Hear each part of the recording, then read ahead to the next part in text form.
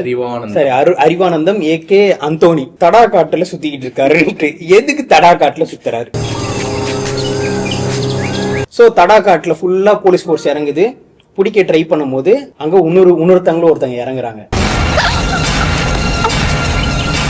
வசுந்தரா தாஸ் இறங்குறாங்க. வராங்க. ஆக்சுவலா இவங்களுக்கு கதையில முன்னாடியே தெரிஞ்சிருது. ஆமா, அவங்களே சொல்லுவாங்க, ஷெட்டுக்கு போய் நான் பார்த்தேன். ஆமா, அவங்க ஸ்டாக் பண்ற மாதிரி அவங்க ஒரு நாள் அவரோட பர்மிஷன் இல்லாம அவர் வீட்டுக்குள்ள போய் அவர் சிஸ்டம் எல்லாம் நோண்டி பார்த்து நம்ம இப்படி ஒரு அமெரிக்க சாஃப்ட்வேர் இன்ஜினியரிங் என்ட்ரி பண்ணிருக்காங்க. அவங்களும் அந்த காட்டுக்கு போறாங்க. போலீஸ் துரத்துறாங்க.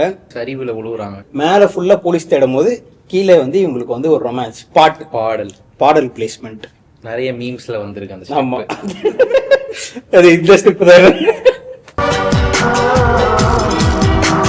அந்த பாட்டு முடியுது.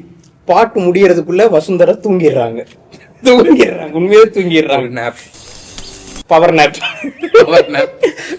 எடுத்துக்கிறாங்க. அதுக்கப்புறம் இவர் வெளியே வராரு. வெளியே வந்துட்டு திருப்பி ஓட ஆரம்பிக்கிறாங்க. தடா காடு ஓடிக்கிட்டே இருக்காங்க.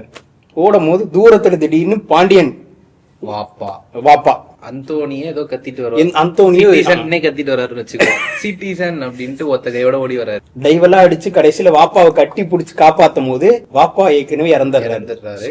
இதுக்கு அவர் ரிமோஸ்குள்ள போறதுக்குள்ளேயே தலையில கண்ணை வச்சிடுறாங்க. அரெஸ்ட் பண்ணிடுறாங்க. கேஸ் போட்டுறாங்க.